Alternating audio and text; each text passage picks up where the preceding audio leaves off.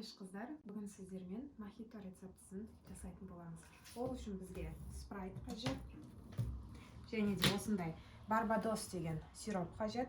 Кез келген, именно киви емес, басқа түрлерінде алсаңыз болады. Клубника, басқа әртүрлі, яблочный әртүрлісі бар. Именно барбадостікі дәмі жақсы. Одан кейін мята, және де лимон, және лайм. Все, енді осыны жасауға кірісеміз. Лимон, лаймдардан жарты қосамын. Суын ағызып кішкене. Все, осы жетті. Лимонды қосып жатырмын. Ең соңында қазір мятаны қосамын. Одан кейін лайм. Одан да жартыдан қосамын. Кішкене суын ағызып жасасаңыздар өздеріңізге жақсы.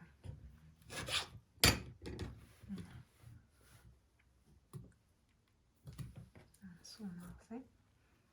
Және де мятаны қосқан кезде көбісі әшейін былайынан қоса салады. Мятаны қосқан кезде кішкене ұрғылайсыздар. Сол кезде сіздерге иісі жақсы шығады. Қазір мен 2-3 мятаны аламын. Алдым. Енді осыны иісі жақсылап шығу үшін ұрғылаймыз. Уже шығып жатыр. Все, салам. Тағы да дәл осылай 2-3-ін аламын да ұрғылаймын. Сол кезде иісі бірден жақсы шығады.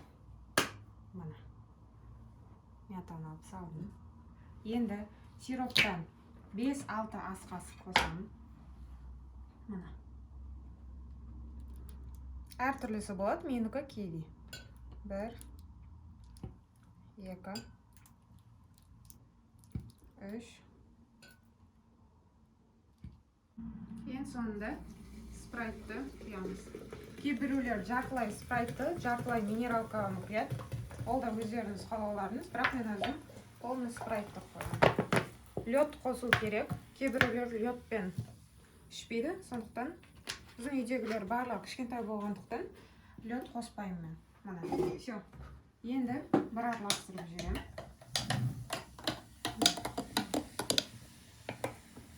Все, бізде рецепт дайын. Ең оңай рецепт.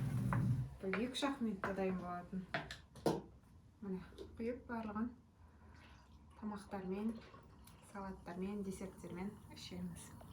Баршаларыңызға сәттілік. Осылай отбасыларыңызды сусындармен, тәтті дәмділермен қуантып жүре беріңіздер.